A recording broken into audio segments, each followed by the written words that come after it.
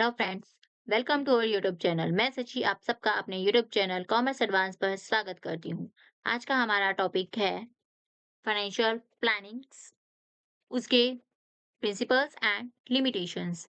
So start करते हैं हमारी वीडियो को। सबसे पहले हम देखते हैं हमारे कंटेंट को।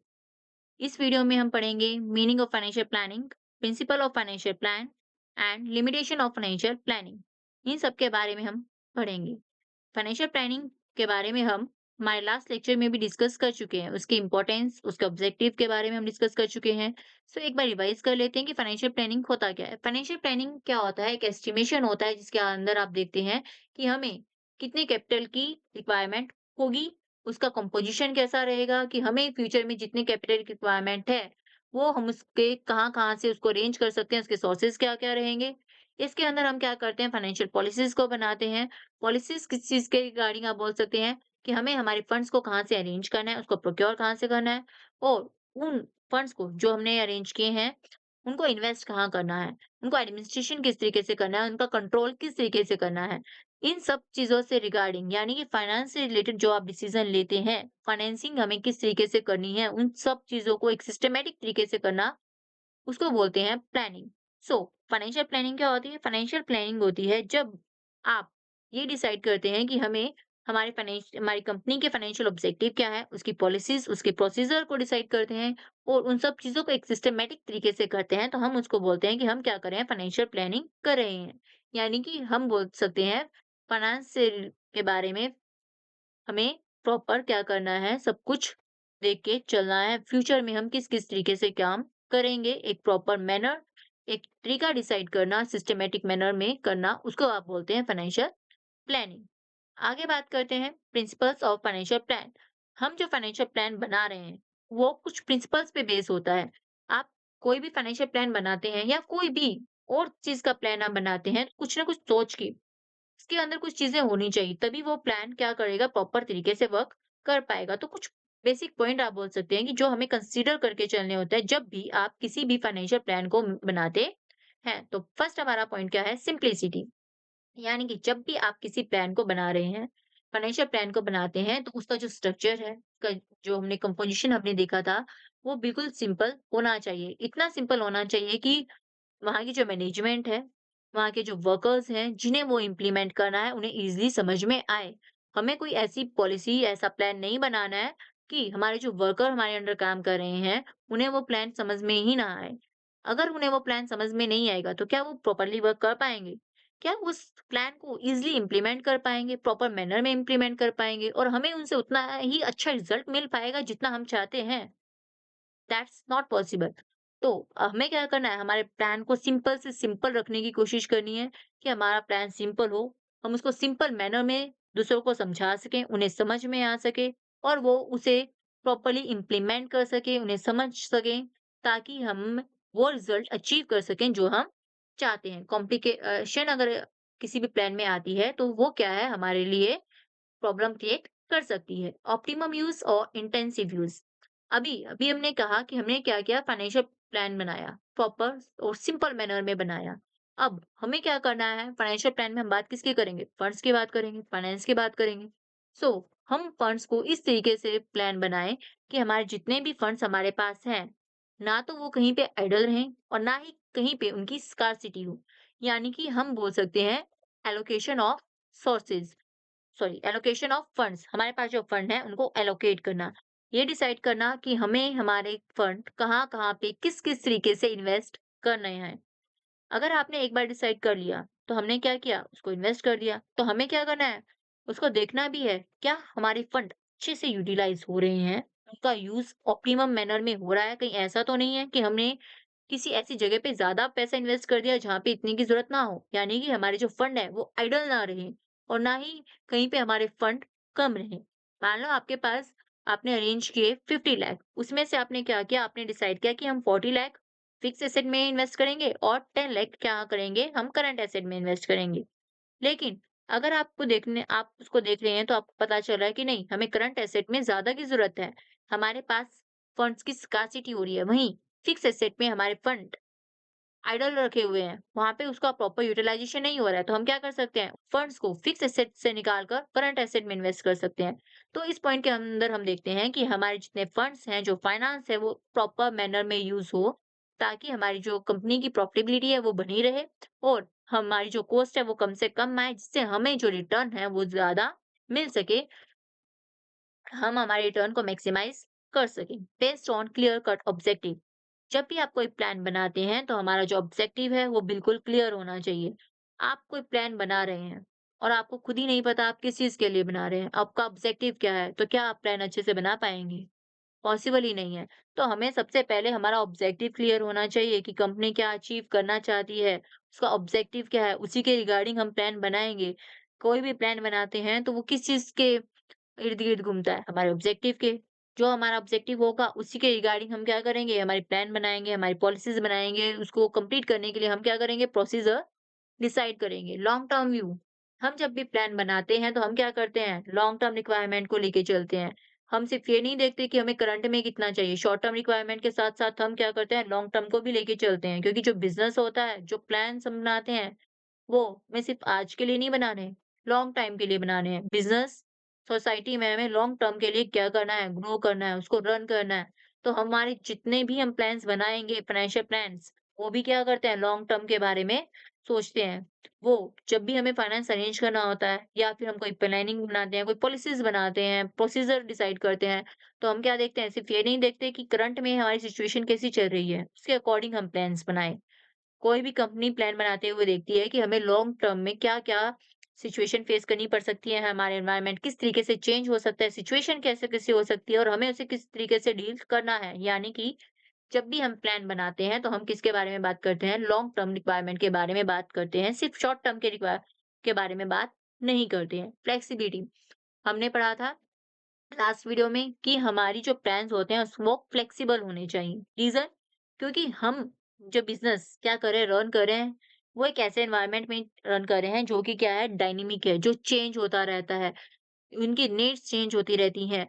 तो हमें क्या करना है, हमारे प्लान जो हम बनाएँ वो फ्लेक्सिबल रखने हैं, ताकि बदलते वक़्त के साथ, सिचुएशन के साथ हम हमारे प्लान में भी चेंजेस पॉसिबल हों। कि हमने जो प्लान बनाया, जो पॉलिसीज़ बनाई, वो टाइम टू टाइम हम क्या कर सकें, उसको अपडेट कर सकें, ज़रूरत के अकॉर्डिंग उसको मॉडिफ़ाई कर सकें, ताकि हम क्या कर सकें, हमारे जो बिज़नेस है, उसके ऑब्जेक्टिव को अचीव कर सकें और उसे चेंज करने में कोई डिले ना हो। फाइनेंशियल कंटीजेंसीज़, हम फाइनेंशियल प्लान बनाते हुए कंटीजेंसीज़ को भी कंसीडर करके चलते हैं। कंटीजेंसी क्या होती है? फ्यूचर अनसर्टेनिटीज़ आप बोल सकते हो कि फ्यूचर में हमें किस चीज़ की अचानक से ज़रूरत पड़ सकती है, कितने फंड की ज़रूरत पड़ सकती है। Financial plan should make adequate provision, हमें क्या करना होता है, फाइनेंशियल प्लानिंग बनाते टाइम हमें एक प्रॉपर प्रोविज़न बना के रखना होता है। कॉन्टिजेंसी जो फ्यूचर में अराइज़ हो सकती है।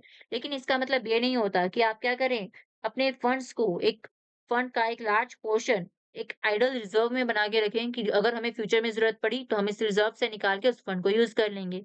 तो ऐसे में तो क्या है, हमारे जो फंड्स हैं वो आइडल रखे हुए हैं, हमारी जो कॉस्ट है वो बढ़ रही है। हम क्या करते हैं, हम सिर्फ़ फ्यूचर को प्रिडिक्ट करने की कोशिश करते हैं कि फ्यूचर में क्या-क्या कंडीशन क्रिएट हो सकती है, क्या-क्या सिचुएशन क्रिएट हो सकती है और हमें फ्यूचर में किस चीज़ की ज़रूरत पड़ सकती है, कितने फंड की हमें ज़रूरत पड़ सकती है, क्या कॉन्टिजेंसी अराइज़ हो सकती है, उसको देखते हैं और उसके रिगार्डिंग हम सिर्फ़ एक प्रोविज़न बनाते हैं, ताकि अगर इन केस फ्यूचर में ऐसी कोई कॉन्टिजेंसी क्रिएट होती है, तो हम क्या कर सकें, उसको फेस कर सकें। यही होता है कॉन्टिजेंसी का मीनिंग। आगे हम देखते हैं, 7th हमारा पॉइंट है economy. It should ensure that cost of raising fund is minimum. This is possible by having a proper debt equity mix in a capital structure.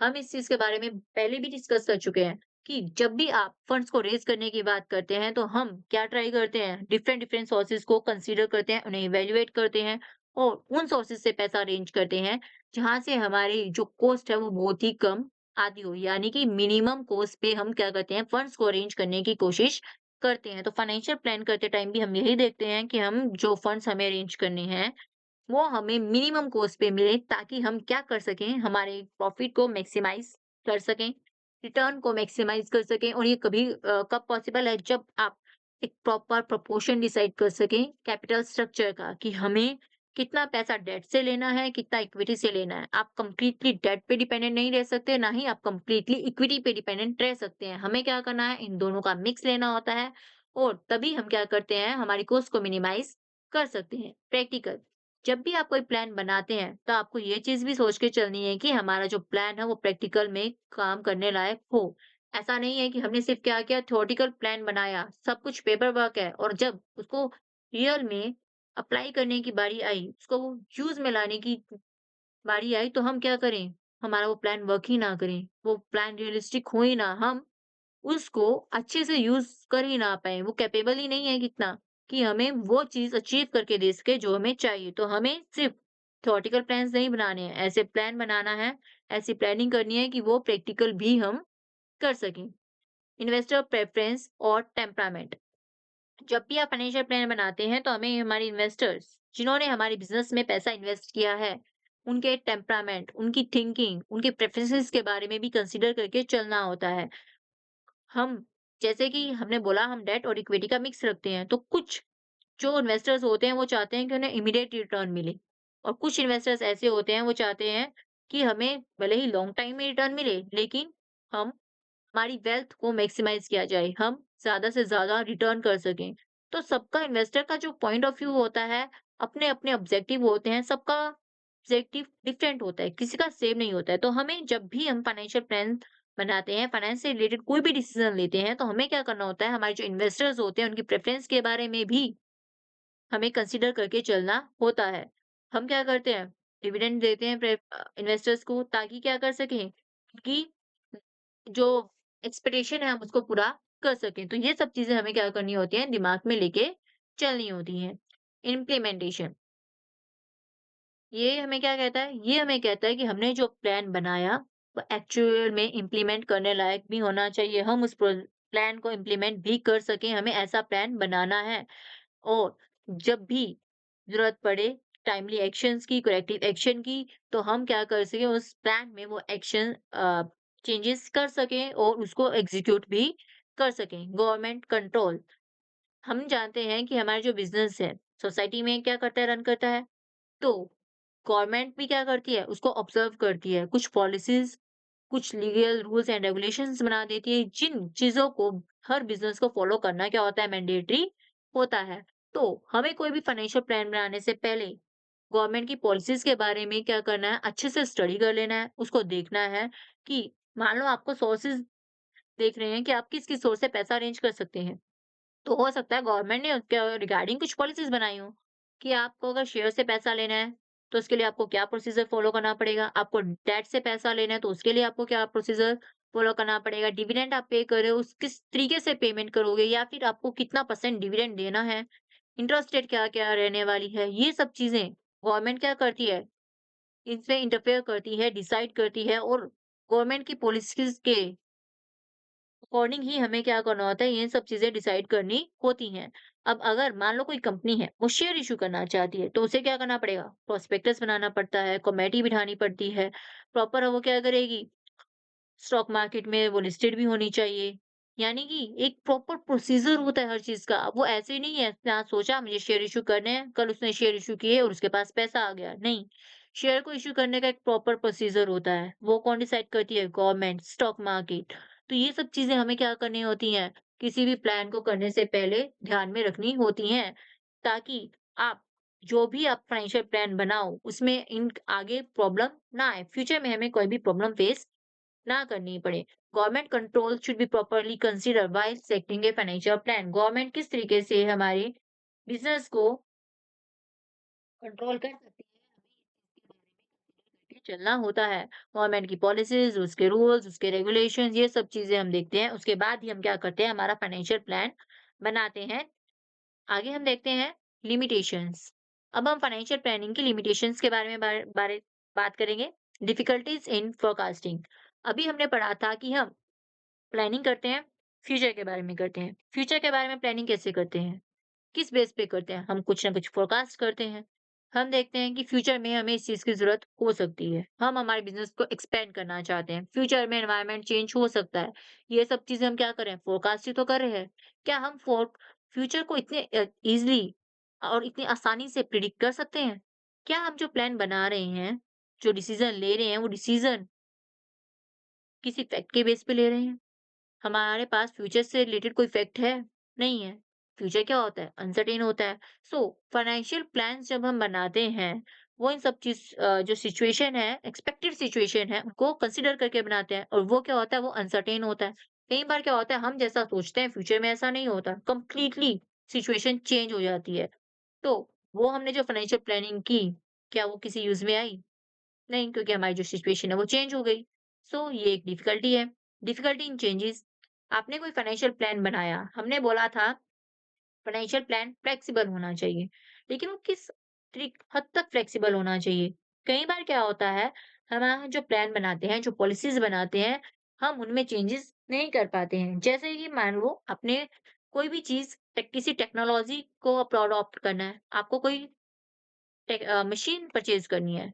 आपने क्या किया, लेटेस्ट मशीन को परचेज किया प्रोडक्शन करने के लिए। कुछ टाइम के बाद न्यू मशीन मार्केट में आ गई। क्या आप इतनी जल्दी अपनी उस मशीन को रिप्लेस कर सकते हैं? आपके पास इतना फंड है कि हम उसको रिप्लेस कर सकें? हमने जो प्लानिंग की थी, हम उसको चेंज कर सकें? हमने एक बार जो एसेट परचेज कर ली, तो हमने क्या कर सकते हैं? क्या उसको चेंज कर सकते हैं? क्या हम उस एसेट को दोबारा परचेज करेंगे या फिर रॉ मटेरियल को दोबारा परचेज करेंगे? ये सब चेंजेस करना पॉसिबल नहीं होता। उसके लिए हमें एक लार्ज अमाउंट ऑफ फंड की रिक्वायरमेंट होती है। रैपिड चेंज, हम चाहते हैं, आज का जो हमारा वर्ल्ड है, उसमें चेंजेस बहुत ही फास्ट स्पीड से आ रहे हैं। जो मशीनरी है, जो टेक्नोलॉजी है, वो टाइम टू टाइम अपडेट होती जा रही है और चेंजेस की जो स्पीड है, वो बहुत ही ज़्यादा फास्ट है। जो हमारा बिज़नेस है, क्या इन न्यू चेंज को अडॉप्ट कर पाता है? ईज़िली पॉसिबल ही नहीं है। अगर आप क्या कर सकें, आपने कोई प्लान बनाया है, हमें उसमें चेंज करना है, तो आप एक हद तक ही चेंज कर सकते हैं। ऐसा नहीं होता ना कि आप अपने प्लान को कंप्लीटली ही चेंज कर दें। आपने अगर कुछ डिसाइड किया, आपने कोई मशीनरी परचेज़ कर ली या फिर आपने एक बार किसी प्रोजेक्ट में इन्वेस्ट कर दिया, तो क्या हम उस प्रोजेक्ट में से अपने पैसे को निकाल सकते हैं? उस फंड को निकाल सकते हैं? वो तो इन्वेस्टमेंट हो गई। तो क्या आप फाइनेंशियल प्लानिंग इतनी आसान होती है उसको चेंज कर पाना? नहीं, क्योंकि फ्यूचर क्या होता है? अनसर्टेन होता है। Problem of coordination, main problem. आप कोई भी काम करते हैं तो उसके लिए हमें क्या करना होता है? अलग-अलग फंक्शंस परफॉर्म करने होते हैं। वो जो फंक्शन होते हैं वो कभी भी एक पर्सन परफॉर्म नहीं करता, अलग-अलग पर्सन्स परफॉर्म करते हैं। तो अगर आपको फाइनेंशियल प्लानिंग करनी है, फाइनेंशियल प्लान बनाना है, तो उसके लिए क्या ज़रूरी है कि हर फंक्शन का आपस में क्या हो? कोऑर्डिनेशन हो। प्रोडक्शन डिपार्टमेंट अलग होता है, सेल्स डिपार्टमेंट अलग होता है, मार्केटिंग डिपार्टमेंट अलग होता है। तो किसी भी कंपनी को जो रन करते हैं, वो अलग-अलग फंक्शंस मिलके रन करते हैं। तो उनके अंदर प्रॉपर कोऑर्डिनेशन भी होना चाहिए। अगर उन डिपार्टमेंट्स के अंदर, उन पर्सन्स के अंदर आपस में प्रॉपर कोऑर्डिनेशन नहीं है, तो क्या हमारा जो प्लान है, वो प्रॉपर्ली वर्क कर पाएगा? क्या हम प्रॉपर प्लानिंग भी कर पाएँगे? नहीं। हाँ, ये एक मेन प्रॉब्लम आती है, क्योंकि जो कोऑर्डिनेशन होता है उसको मेंटेन करके रखना बहुत ही ज़्यादा मुश्किल होता है। नॉर्मली आप देखने को मिलता है कि हमारे जो ऑर्गेनाइजेशन होते हैं, उनके अंदर कोऑर्डिनेशन नहीं होता या फिर होता है तो बहुत कम होता है। इसकी वजह से हम different different function easily perform नहीं कर पाते और हम फाइनेंशियल प्लान भी अच्छे से नहीं बना पाते। ये कुछ लिमिटेशन है। इन शॉर्ट अगर आप देखते हैं तो लिमिटेशन में क्या होता है कि हमने जो-जो सोचा था कि हम फ्यूचर के बारे में कोई प्रिडिक्ट करते हैं, फ्यूचर के बारे में प्लानिंग करते हैं, लेकिन फ्यूचर क्या होता है? अनसर्टेन होता है, वो चेंज होता रहता है और हम हमारे प्लान में एक हद तक ही चेंज कर सकते हैं। हम हमारे प्लान को कंप्लीटली चेंज नहीं कर सकते और अगर आपको कंप्लीट चेंज करना पड़ा तो हमारे पास इतने फंड नहीं होते कि हम उनको कंप्लीट चेंज कर सकें। वो फंडिंग की जो रिक्वायरमेंट है वो हमारे लिए एक अनदर प्रॉब्लम क्रिएट कर देती है। सो आज के वीडियो लेक्चर में इतना ही friends. Thank you for watching my video. अगर आपको हमारी वीडियो पसंद आई तो प्लीज़ हमारे चैनल को लाइक, शेयर एंड सब्सक्राइब करना ना भूलें। Thank you.